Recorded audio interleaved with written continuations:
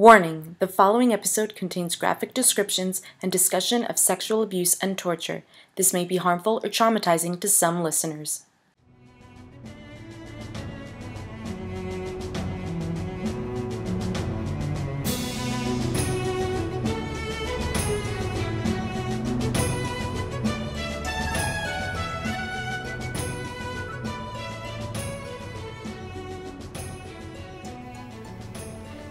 This is Gemstones and Whiskey, an Outlander podcast. I'm Ashley Alexandra. And I'm Reena Ezra. And this is episode 15, Wentworth Prison.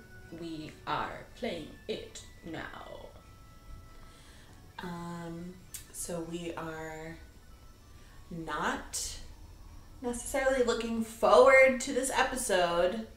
Yeah, already the intro visually where you see all these torture tools. Yeah. Not a fun should have time. given us a heads up. Yep. And definitely it was still a shock when I first saw it. Yeah. It's a shock every time I see this episode. I can't believe we're making ourselves live through it again.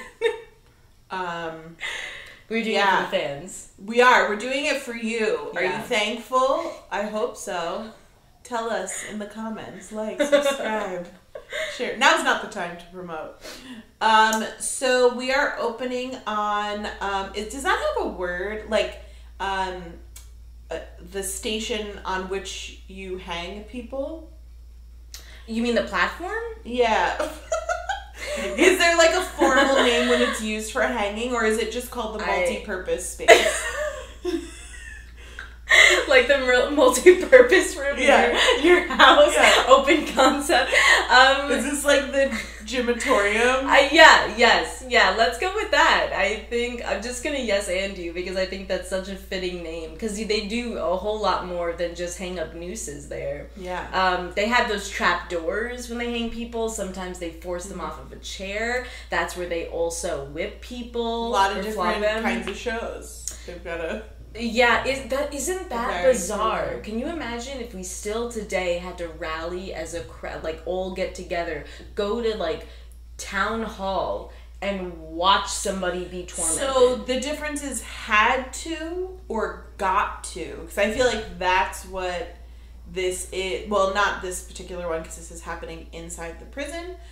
Inside Wentworth. Yes. Sure. But yeah, I feel like back in the day, like people wanted to go. They're there because they want to. It was their form of entertainment, I guess. Also, if they didn't like the person who was being, like Anne Boleyn being beheaded by Henry VIII, you're having a lot of citizens and guards and where like many people in many different positions show up because that was a big event. Yeah. I would probably show up for Anne Boleyn's beheading. Interesting. Because it's a huge... If I was at that time and, like, this is a huge... I mean, at that time they didn't think of, like, oh my god, this is like... Well, maybe they did. They thought this was, like, obviously a changing course, of history. Yeah. But, no, I would probably look away. I definitely would. Also, last thing. When they bring kids, that's the thing I don't... why? Don't do that. Well, I guess it's that idea of, like, serving as an example, yes, right? Yes. So, there's this idea of, like, good and bad and following the rules. And especially, I guess, in a period where the majority of people feel powerless. So... you kind of go, all right, we're all following the rules. Yeah. And you think you're above an that. Exception, yeah. Yeah. I don't know. I would not go. I think it's funny because, like, I know you're more, like, squeamish. I am. That's what I'm saying. If I go, I probably wouldn't even on film. But, like, for me, I can watch it on film, but, like, the idea of going, like, makes me, like... start to stress sweat. Yeah. So Jamie's trying to get out of there. Or is he trying to cause a scene? No, he's already... yeah.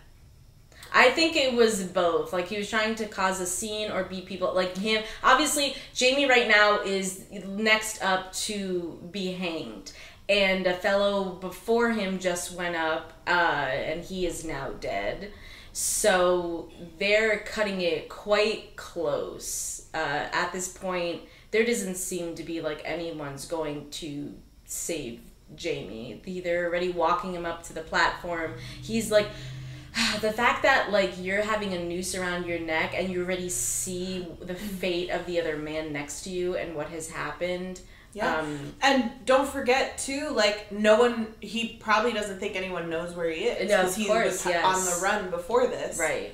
And this time, he's losing a life that he sees with Claire. Yeah. Whereas in the past, I think he might have been a little more resolved to, I don't know, this is my life. Yeah, it's and just so I guess I'm going to be hanged now. Exactly. Now it's like, this is something, he has something to fight for. Yeah. And how unusual, right? I don't know, I'm going to put this in quotes. Who comes to save the day, in quotes, is Jack Randall, who stops this abruptly. And immediately, when you're looking at Jamie's face, you're like, he knows something's up. He doesn't trust that, like, oh, well, thanks, Jack. You're just gonna save me because you like me now? No, I think Jamie would rather have been hanged in that moment. Yeah. Like, I think that's probably what he's thinking, is like, wow. Because he doesn't trust him. Well, nothing good is gonna come out of that. Exactly. Also, like, look at... Ew. He just, like, curls his lip. First of all, he's got stubble, which is, like, the only time we see him with stubble. So, how long has he been riding over to Wentworth prison? I want to know. Also, he's, like, very pleased with himself. This is Black Jack Randall. And also, though, like, before he did that little smirk, I almost think it was a look of, like, he realized that Jamie almost died before he got there. And it was kind of like a look of like, oh my god, I almost missed it. Yeah. Very interesting that you brought that up. I also think it's not that he just missed it. It's that... Missed the opportunity. To see it, you mean? To see him die? To, like, yes, that's what I'm saying. Yes, exactly. Whatever messed up fantasy. I feel like it was, that would have been... Sorry about that. Noise is my air purifier. Let me turn that up. Yeah, gotta have purifying the air because we are speaking a lot. Because the air in this room is gonna get quite... I don't know. Depressed? Yeah, I don't know what can it filter out depression? Quite soiled and nasty. So we have Claire cuts to... Well, so essentially we see Jamie in a cell, and then it cuts to Claire sitting in the warden's office. I mean, Claire, man, she can maintain composure in some real tough situations. Yeah, this is eating her heart, though. Like, this is so hard. Yeah, she's essentially shown up to pretend to be like a distant relative of Jamie's, and she's coming to see, like, can I, say goodbye to him, send a message back to his family, like the rest of our family or whatever, and the warden's like, no, I'm sorry, I can't. She's like, okay, can I maybe, like, have his belongings? And he's like, well, I haven't seen a woman in 5 years since I've been stationed here, and you're pretty lovely, so sure, let me see what I can do. Well, she also wants to see him before, So also timing is quite important in this movie, like the sequence of events. So she wants to know if she can still, or she can see Jamie before, they go through with it, right? But is at this point she not aware that Jack Randall just saved him by not being hanged, and now he's just in a jail cell? I don't think she knows any of that. Right. I think she just showed up to be like, hey, I have some business with this prisoner, and they were like, oh, sure, yeah. To play the kind Christian woman card to like... She's so shaken up. Oh my gosh. Get him. Well, of course. Also, just to go back, what I was saying with Jack Randall with, like the look on his face when Jamie was about to be hanged, it is,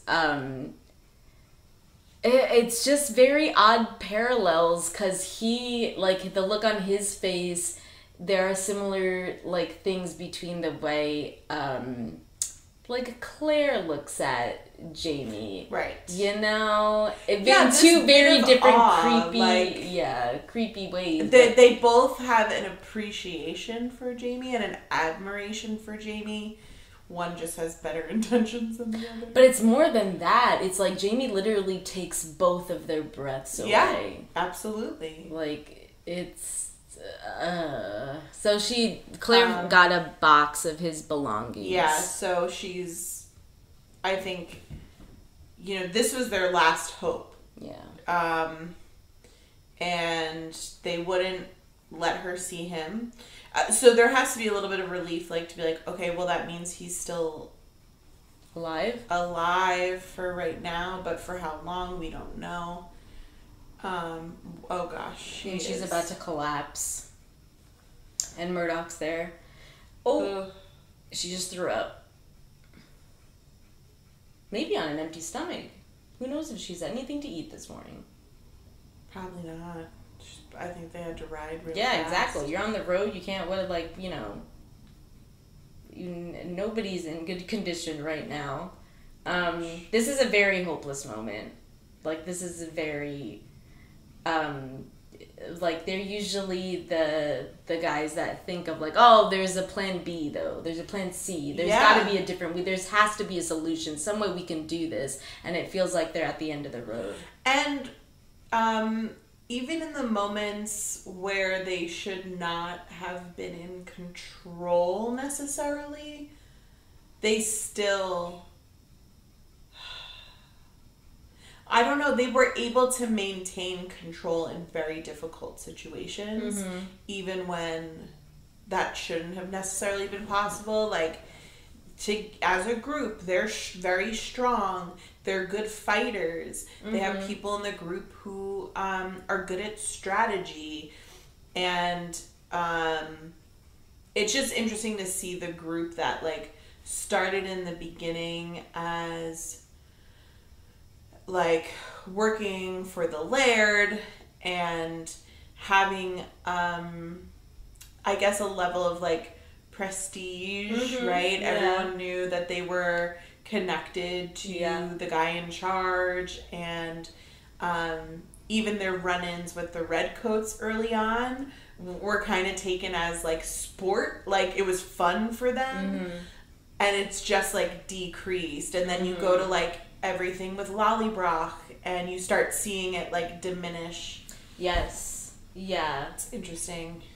Yeah, I mean, just reflecting on the whole season, like the scope of it for, the tone of the show at the beginning, middle, and now that we've come to the end, these last 2 seasons before we finish out season 1, dramatically shift. Yeah, that's one thing I don't love about the show.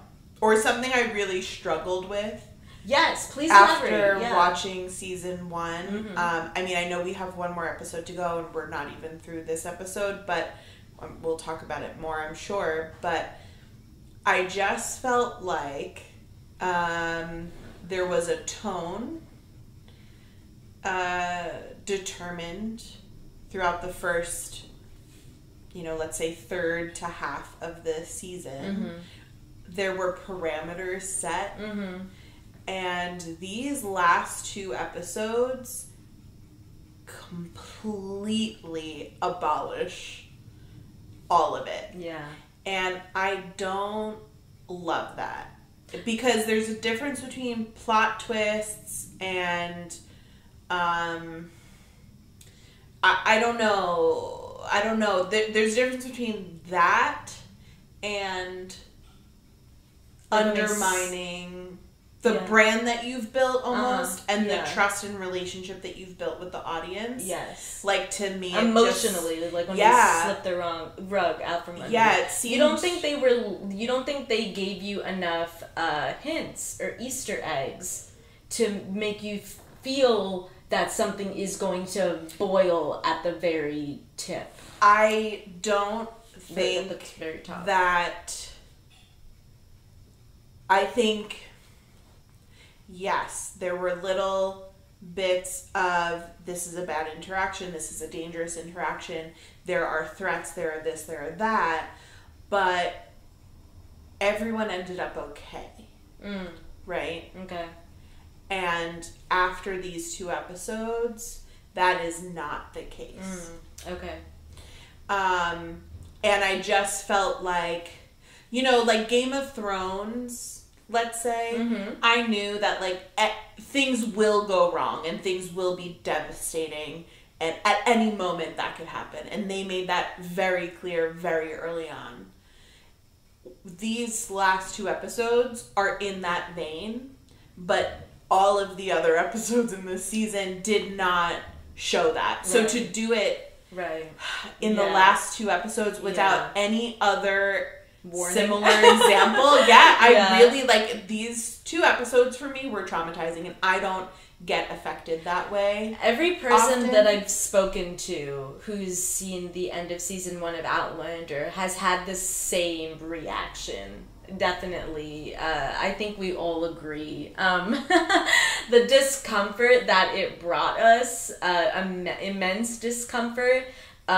Because you've had, and season 1 is not 10 episodes, it's 16 episodes. Yeah. You've had, and each one's an hour. Right. You've had enough time to understand the characters, the key players, to really get attached to them. So you really feel for them when something happens. Of course. How did you feel the end of season 1?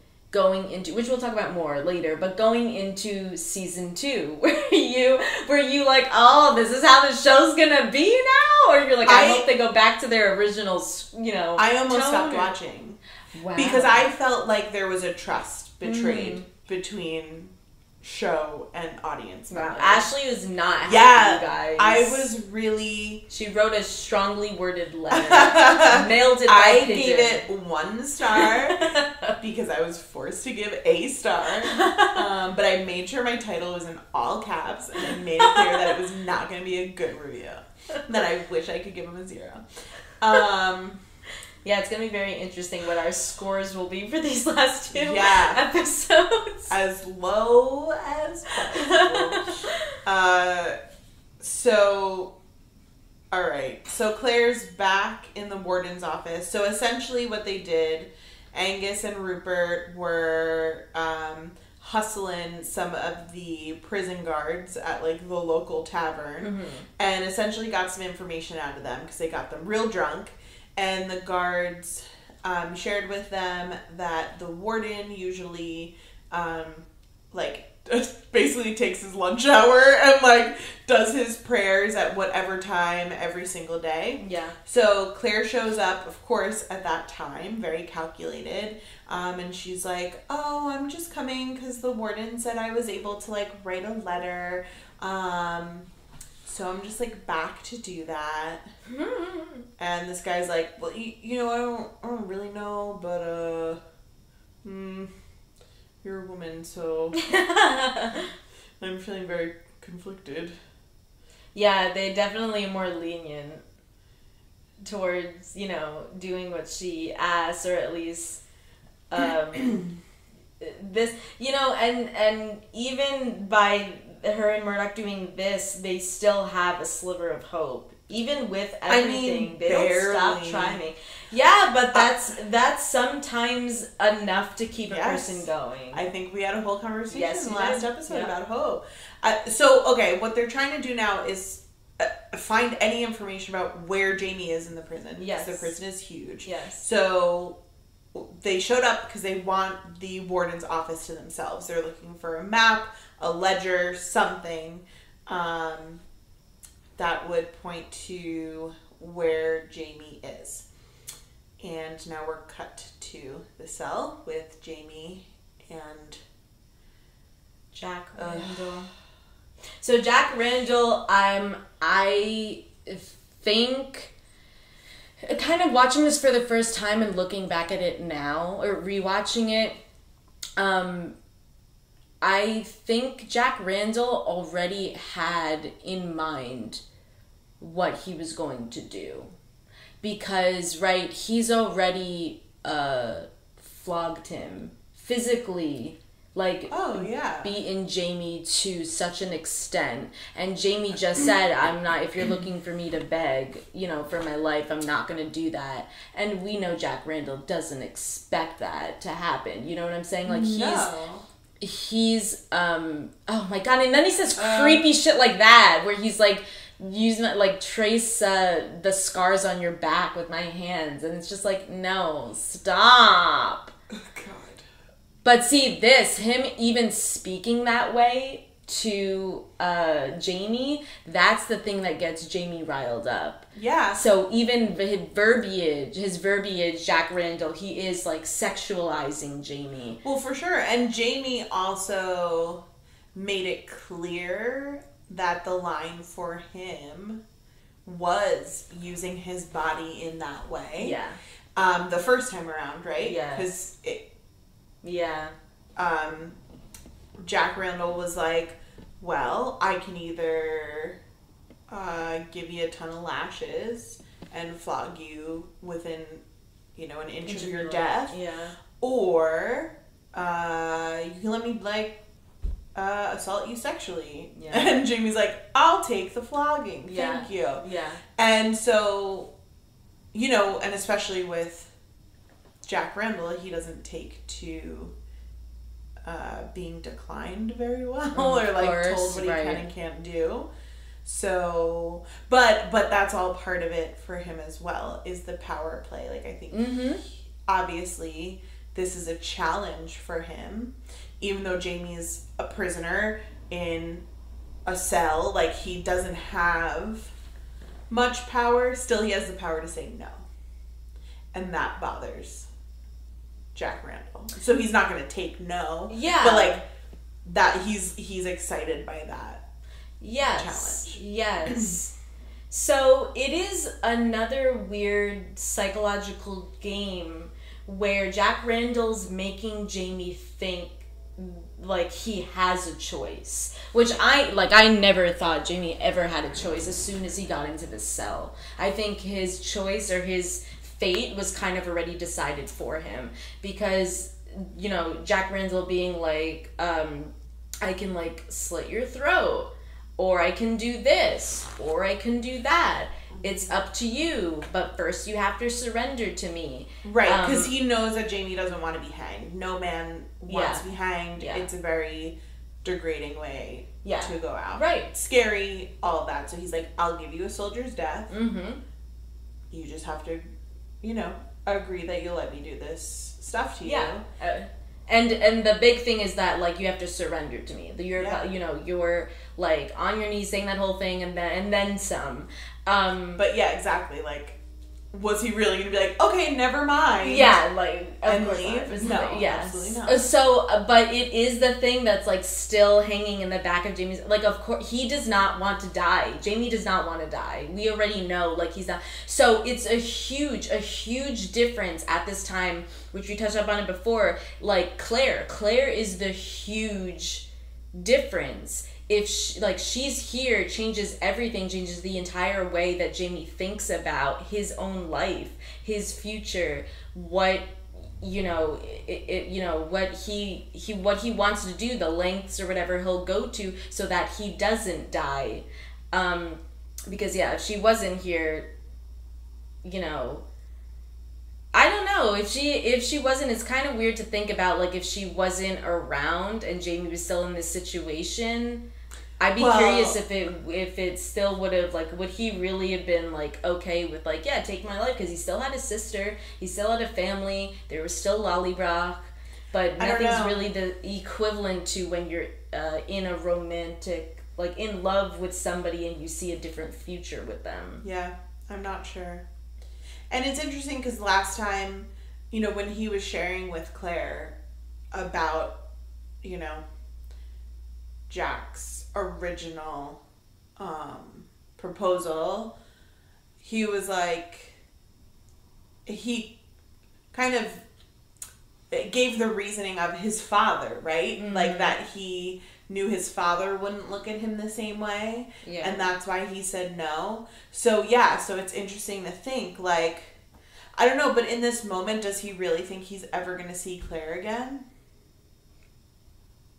No, probably not. So, yeah. At this point, like, I don't know. Because again, there's no option of Blackjack being like, well, I'll release you. Like, that's not an option. No. The option is either you can wait here till morning and you'll be hanged, which I know you don't want to go out that way, mm-hmm. or we can do what I want to do, and then I'll kill you in a more dignified manner. So, he'll pardon him. I thought, or he won't, like, if he does whatever. No, that's not part of it. He's still gonna kill him even after Jamie gives him what he wants. Yes. So it's either what he's offering right now.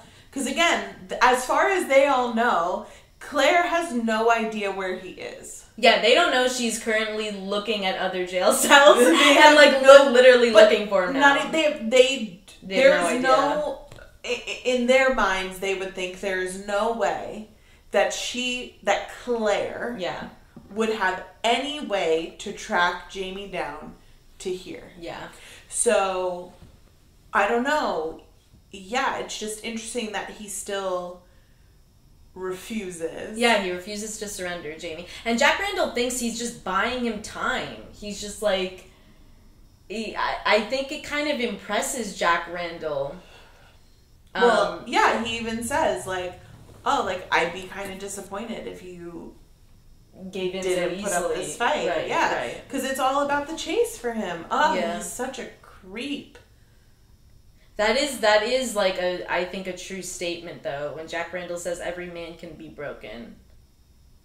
Because every man is human. Of course. You know, like, and he's like, it's nothing to be Snap ashamed like a twig. Yeah.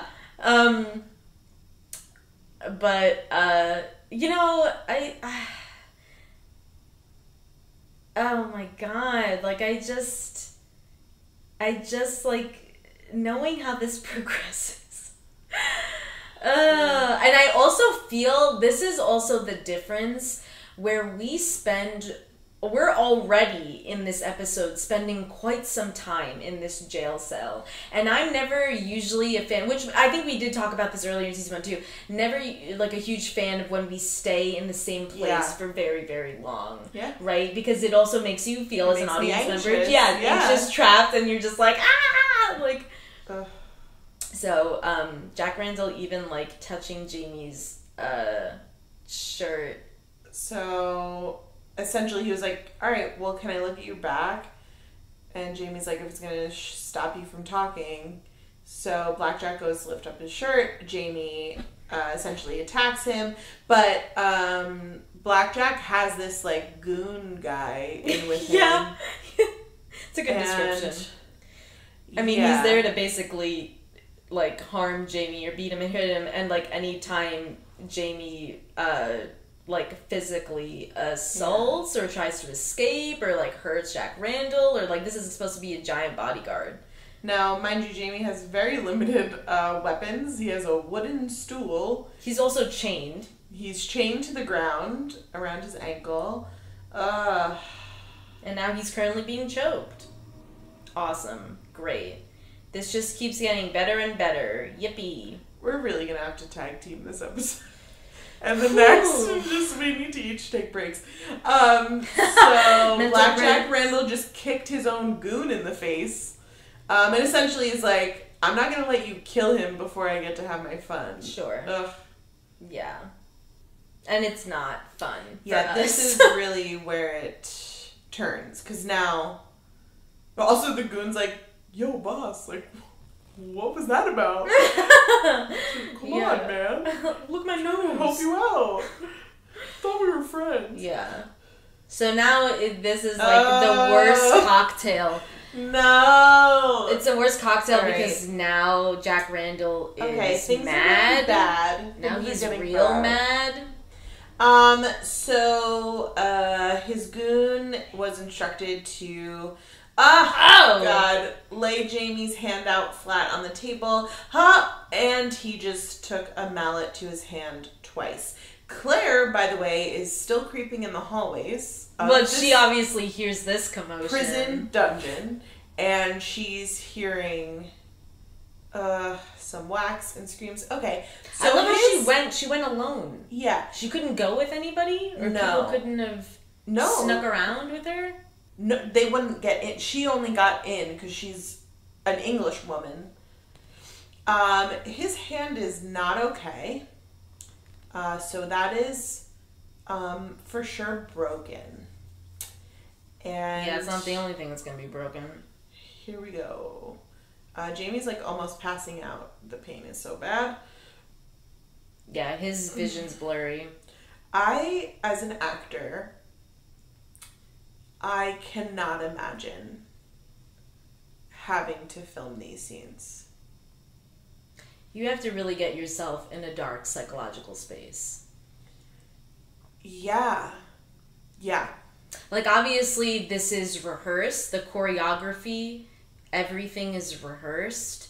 Like, the actors know what each other's going to do in that room. And this is the thing... this is the thing that creeps me... Like, obviously, one of many things that creep me out. But, like, he makes Jamie, like, Jack Randall makes him, like, touch him in his privates, and, like, how actually he's enjoying this sexually, and, like, getting revved up. Even the goon is like, this is weird as fuck. He's like, this is uncomfortable. He doesn't even like it. I'm physically uncomfortable at the moment. Well, we have to do this. Ashley. I know. We gotta get through it. I know. And we're gonna help you guys get through it too. It's okay. This is just a reminder. This is acted out. Wow. This is just a TV show. We should have done a trigger warning in the beginning.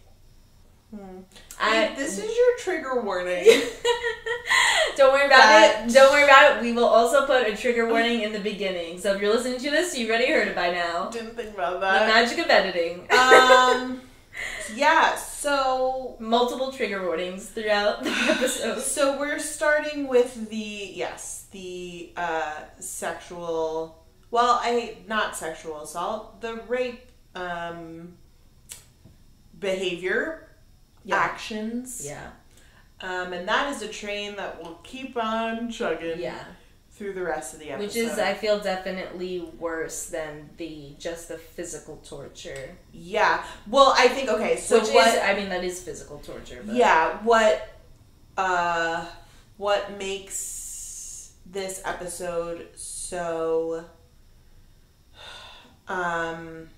unbearable? Yeah, is the psychological torture being intertwined so clearly and overtly with the physical torture. Yes. It's also how much pleasure Jack Randall is getting out of it. We know he's had pleasure from it before, but this is another level for Jack Randall. This is a lot for us to see happen to Jamie, and a lot more of a reaction we see from Jack Randall. So it's both ways. Well, and listen, it's the same intensity of reaction that you would see, or you would expect to see, from anyone who gets to be with Jamie or be close to Jamie in any kind of way. You know? Because Jamie, they set it up as Jamie is something else. Like, he's a different, I don't know. He's a very intriguing and striking person. Okay. He's special. Yes. And so Claire has, like, props to her, has found Jamie in this prison. That has to be a really That's a hard sight for her to see. Holy Moses. Yeah. Like, she's seen him in bad conditions, but... Yeah. I mean, he's passing out from pain. She's immediately going into, like, nurse mode. Like, she took off her things. She's trying to problem solve. And she's trying to get him, like, goal number one, well, I guess was to assess the damage, right? So she looked at his hand. His wounds, Now she's trying to figure out how to get him, unlock his unshackled. ankle. Yeah. Oh, man. And of course, there's never enough time because back is Jack Randall from a potty break? And with his freaking, still with his goon and I can't even. She goes after him with the mallet, and the goon, of course, stops her. But yeah, yeah, because she's losing her temper. This is insane. This is like, and they should have. When she said, like, I should have slit your throat when you were unconscious in Fort William. Like, I understand. Again, we talked about this episodes ago. Why they didn't? Because they would have been on the hunt if they killed a red coat. But you should have done it. Yeah. Okay. Listen, he's not normal. Hey, it's Halloween season. You always make sure the monster's dead. Do you hear me out there? Yes. Very good. Oh, how creepy! Yeah, for this episode, these episodes to come out when it's the week of Halloween. This is spooky as it really Outlander is. Guess, I think. Oh yeah. Yeah, you make sure the monster is dead, like, a gazillion times. Like, you hit him, you killed him, you stabbed him already. Do it again. Do it again in the head. You guys know Mike Myers. He just keeps coming back. No, I would take. You got to take the head clear off, and then you got to burn it. Yes, it's the combination. Both parts of, like, beheading and but in separate burn at fires. the stake. Yeah. In separate, right? Because it's going to automatically mend itself. Yes. Yeah, of course. And then bury the ashes on another planet. Yeah. That's what Marvel taught me. Yeah. It doesn't always work, but it'll get you like 500 years. Okay, cool. Noted. Alright, so these two young prison guards come running in. And Blackjack's like, you're kind of interrupting something. And they're like, they don't even want to look at what's happening. Because I think they were looking for Claire. Mm-hmm. So now they found her. And he's like, just get out of here. And they're like, okay, bye. Like, this is the stuff. It's very similar to that other soldier that was, oh, God. And now she's getting groped. She's being searched. By the goon. Great. Very similar to the young soldier that was... Like, what just happened? I can't. The goon was, like, just patting her down, and then he smells his fingers. I'm sorry, you guys. I can't. We're gonna have to go cringe -1,000. This is disgusting. Yeah. Yeah, this episode is a black hole in terms of like, points. what would you... If you were Claire right now, what would be going through... I mean, I assume I know what's going through your mind, but, like, how... Because she's still, I don't even know. Like, would you still be like, oh, there's a way out. There has to be a way out.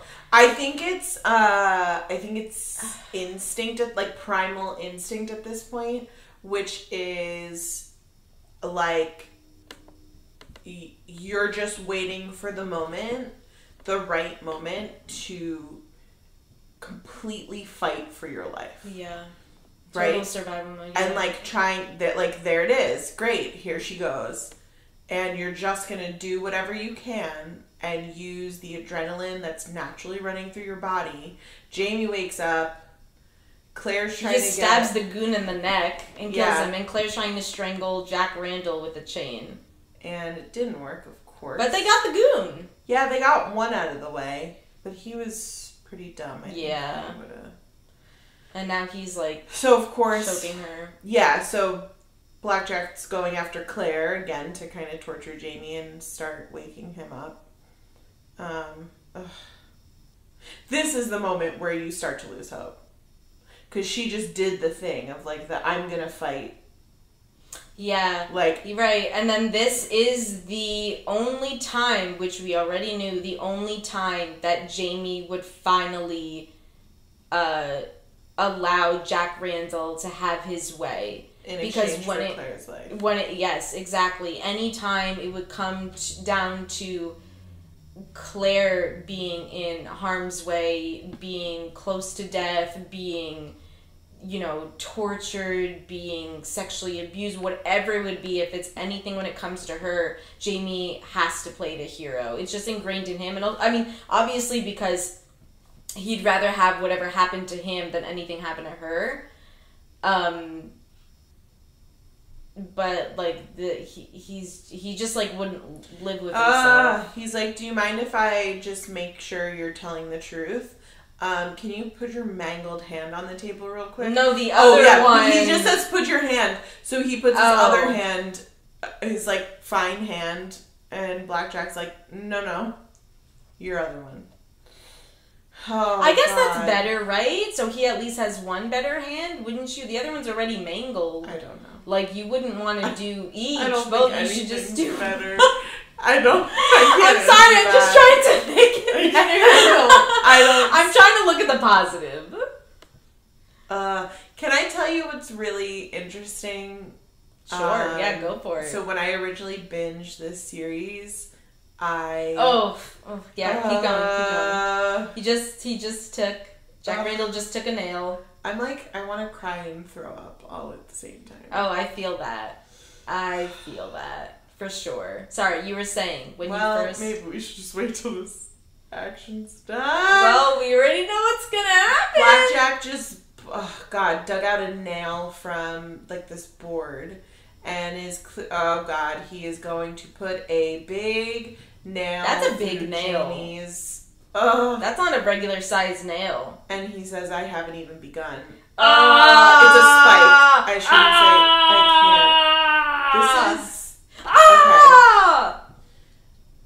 Okay. Oh, he just... And he's like watching... Blackjack's watching his reaction. Claire's... okay.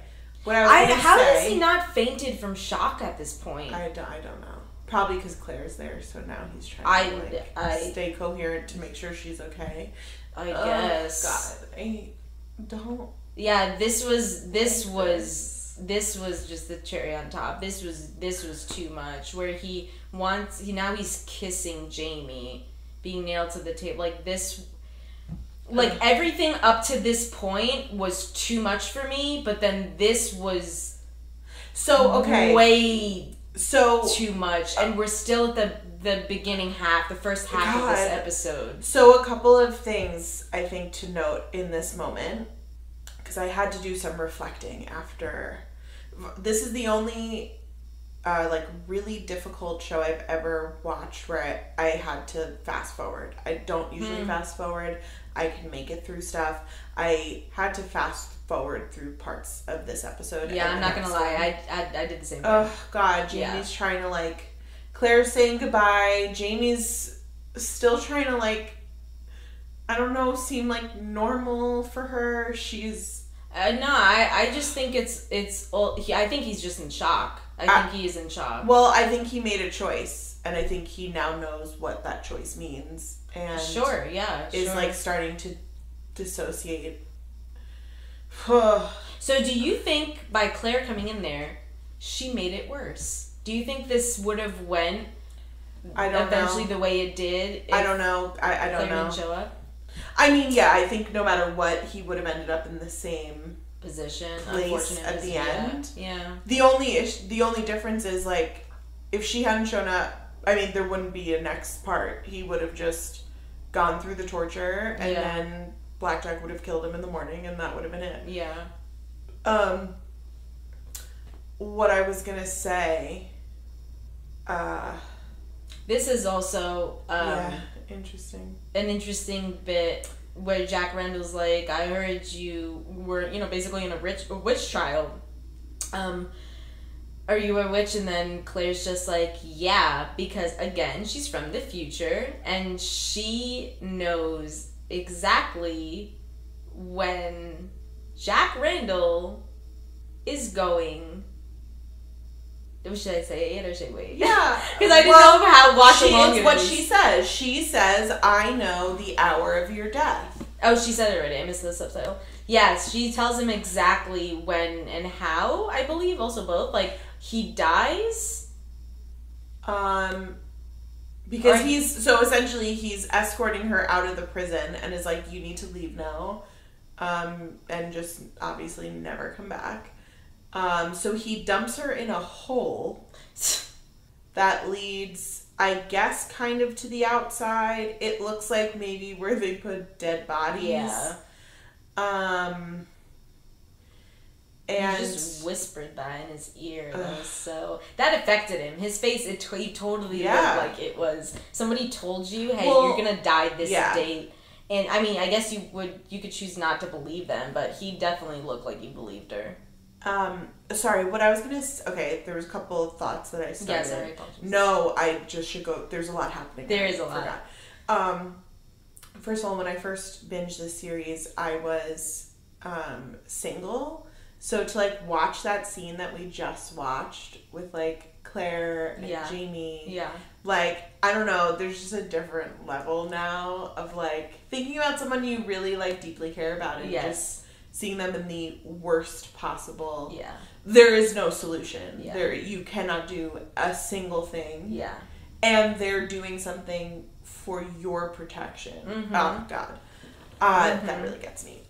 Second thing, because we talked about kind of how difficult things were getting after the kiss, right? Like that is a real turning point. Yeah. In this scene, and I did a lot of reflecting after watching this episode and the next, and I was like, why am I so affected? Like, why am I so deeply disturbed? And like, male on male rape is not something that is depicted often, or I will at least say it's not something that I've encountered a lot in what I watch. And so I think there's an element of that which uncovered a very interesting layer where like, okay, Jack Randall is a psychological torturer, right? Like, I think that is, even though there's physical pieces of it, his motive is like psychological torture, like literally trying to break people. And he's after the spirit. He's literally to crush your spirit. And I think what's really interesting is I picked up on that so much, and I think part of it has to do with, oh God. This is, oh my God. It's hard for you to talk about this while not, like, you don't want to look at the screen. Part of it is the character, right? Like, part of it is the writing, it's the acting, it is this character is very clearly based in that kind of torture. But I also think I had a realization that male on female rape is depicted so often that there is a desensitivity and that I'm less, and I don't know if it's also because I'm a woman. I think it has to do with a lot, right? Like stereotypes and thinking of like a man and having his masculinity, this idea of masculinity challenged or broken, or like his own idea, not even saying how other people perceive him, for himself.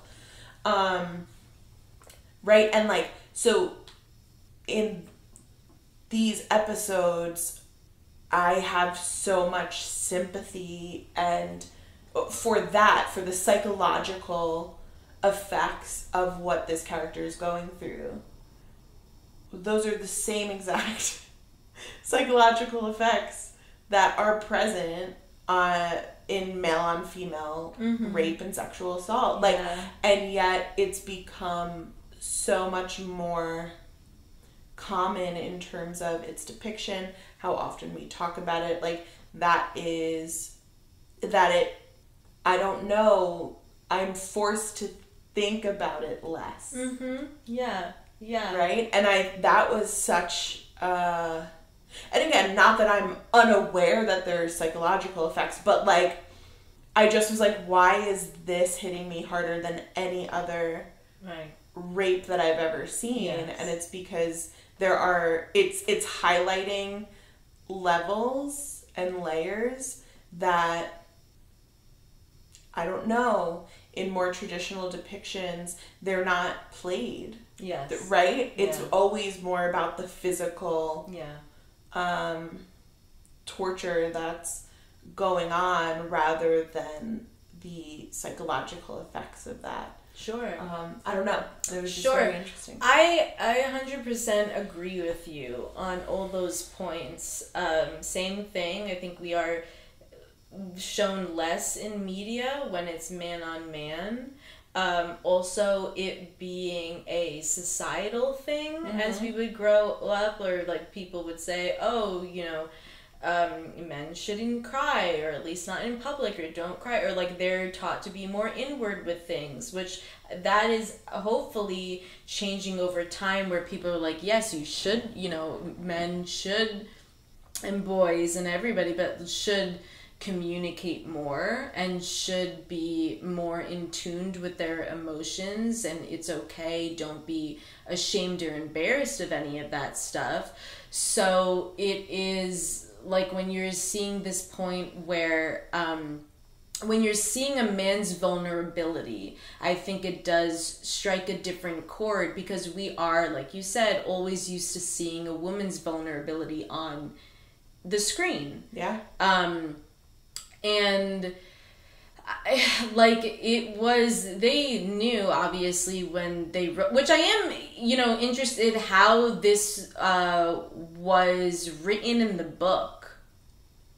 If you can recall any of that, or like, you know, we'll do some research on the side. So there were even more like details in the book. I mean, I'm sure reading it is another level of difficulty, right? Because it's also your imagination. It's what you're coming up with. There's like, and I'm trying to remember what I can't recall if it was, so the book structure is a little different. So the first part of season 2 is actually part of book 1. Okay. So it goes right into that. Got you. And I can't remember if if it's talked about in the book as it's happening.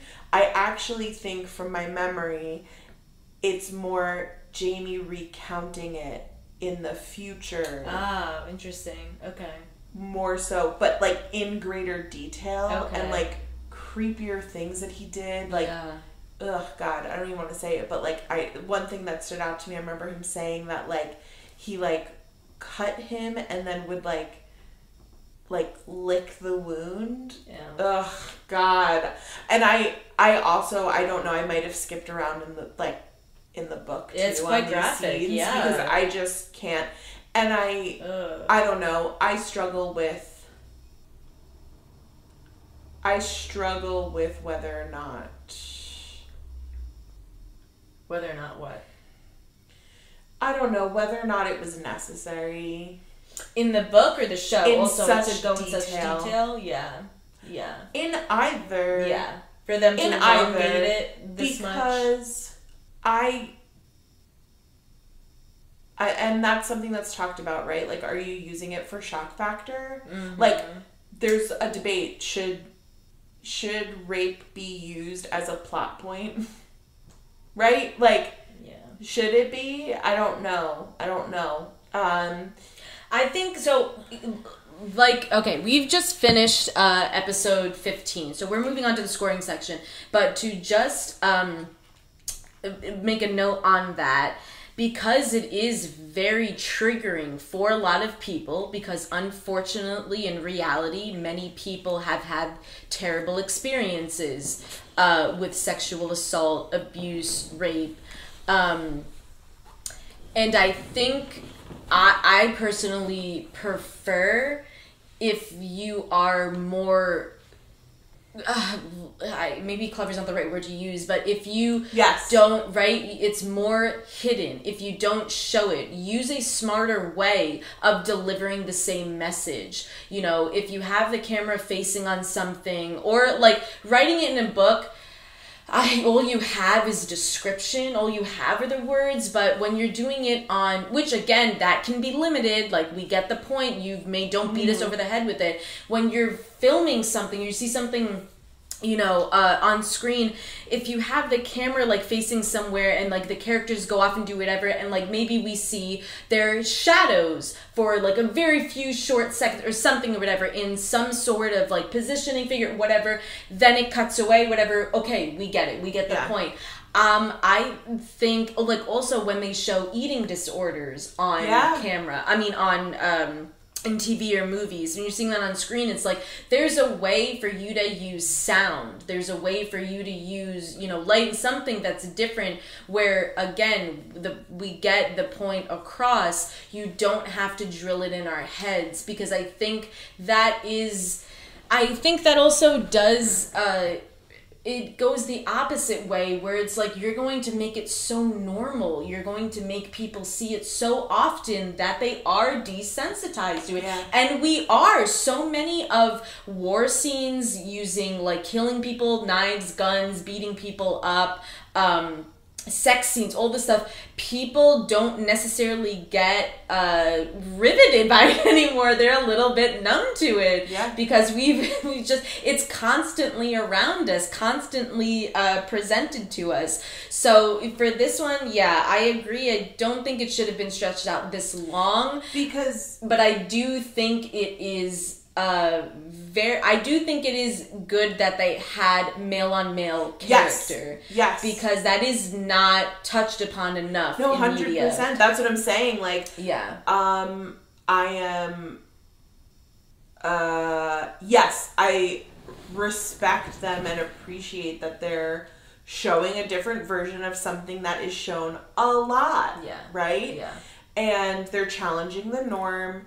And that's part of what makes it, I think, even more uncomfortable than even other similar situations that happen later on in this series to other characters. Like, none of them compare to, in my perspective, in the experience of watching them, none of them compared to, except maybe one, to this experience of watching Jamie go through this. But I just feel like there's a difference between showing cause and effect, right? There's a way to say this happened to the character, because what we're really getting at is transformation. Yes, right. And you were saying in the book where he recalls it, you know, like a memory, and this we're living in real time. And it just, to me, it seemed unnecessarily gratuitous, and actually, it's not this episode. I think it's more so the next episode, which we'll talk about next week. I absolutely agree. But all right, fun stuff to look forward to. Being sarcastic. Also, like last thing, they don't really show when it's like woman versus, maybe not versus, but like woman and man. Where, I mean, you're usually used to seeing the power dynamic. Yep. The shift where the woman is less than, and the men is, you know, more in control. Yeah. So this one you have like two men doing it, but also there isn't really, I don't know, I would have to like, you know, go through my brain for like woman being the one that's vindictive and malicious sexually and physically to a man. So I will say, and I'm sure we'll talk about this, but, well, there are, throughout this series of Outlander, there are multiple depictions of rape. Yes. And I will say, I think they show, each one is different, is what I'll say. Yeah, that's fair. Each one is different. That's fair. All right. Thank you guys for if you made it through this. Yeah, thanks for we congratulate you. You're strong. Yes, listening to it. We appreciate it. I definitely recommend taking a break. Yeah, take a breather before listening to the next one if they're both out when you're listening to this. All right, so let's get to the scoring section. I have a feeling it's going to be a real low score. Yeah, we'll be in the negatives. All right, so steaminess is a 0 across the board. That's correct. Plot. All of it takes place in that... definitely plot twist where when he was going to be hanged and then Jack Randall comes in to save him at the last second. Did not expect that it was going to be Jack Randall. And then everything basically that goes downhill from that episode. Sorry, guys. When I laugh or giggle in this episode, it's from nervousness. Yeah. It is from discomfort. I hope, I'm not enjoying it. I don't know. I would say, plot is probably, a 1 or 2. Yeah. I'm giving it a 1. Yeah, same. I'm giving it a 1 because to see the lengths to which Claire would go, to see even in, the darkest hour, Jamie's priority was to protect Claire. Yeah. And, him trying to hold it together in this insane situation enough to, give her a proper goodbye. Geez. Yeah. That is something else. And, also, the reveal of just how much of a monster Jack Randall really is. Right, yeah, because this was, kind of, whirling in the back of our minds, but then when you, physically see certain things that he does, it's a lot. Feminine power. She does, even though she doesn't succeed, she tries her mightest. Mightiest, is that the right word? She tries her... Hardest? Mightiest? Mightiest, maybe? She tries so hard to... maybe I'll do a 3? Cool. I'm going to give it a 5. She broke into Wentworth prison. She did try to choke Jack Randall, actually. And they did end up killing the guy. All right, that's fair. 5. Also... Okay, let's just... I'd be terrified. Let's just take a moment to think about how his father... Now, maybe it wasn't necessarily... Maybe it was coincidence. Maybe he had a blood clot that caused an aneurysm and he had to have a stroke. But his father died watching Jamie go through this torture. Yeah. Right? When he was being... And Claire was every step of the way trying to figure out the next move, or then again in the darkest hour, she didn't faint, just being there. That's what I'm saying. Yeah, she didn't have a heart attack, she didn't have a stroke. If we're going to talk about the books, I would like to point out that when she gets pushed into that pit, there's a whole scene where it's snowing outside, and she has to climb over all these dead bodies and literally fight off wolves. Wow! Oh my goodness! That would have been way... Yeah. Wild, right? But also, I would believe that after experiencing that, you could take on a wolf, because what else, how do you not want to just release and fight? Okay, anyway. Yeah, I guess. That sounds exhausting. Costumes and set? Well, we gotta, look at his scars again. We got the hand. Definitely when his hand was crushed, that is total prosthetics. Yeah. Or makeup, or fake blood, or, whatever that they had. I'm just trying to think what else.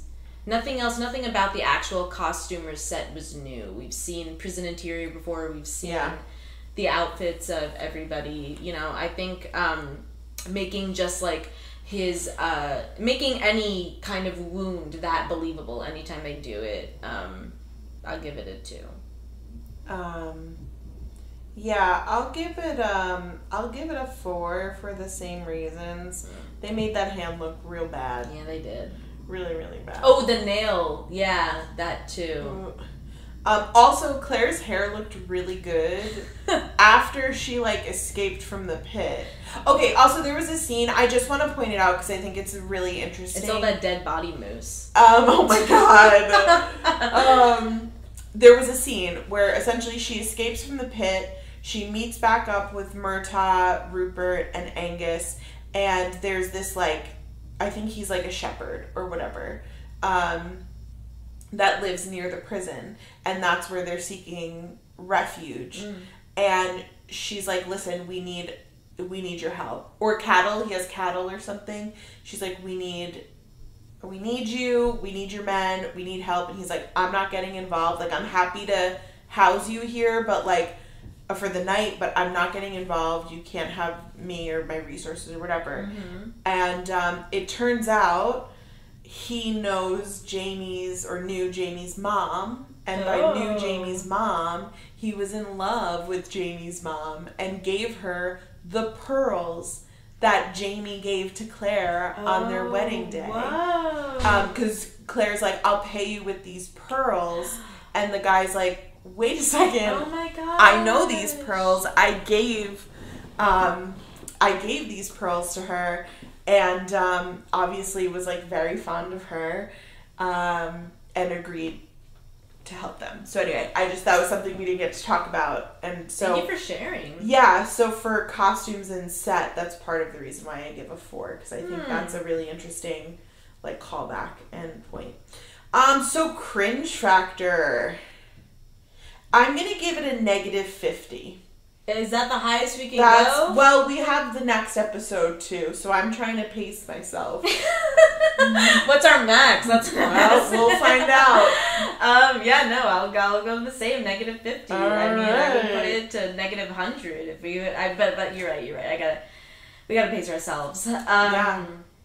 Alrighty. Thank you all. We are just going to calculate our I have a -40. I have a -42. Okay. Thank you guys once again for bearing with us, especially for this episode. I mean, usually you don't have to bear with us because you just love us and you enjoy the show. Right.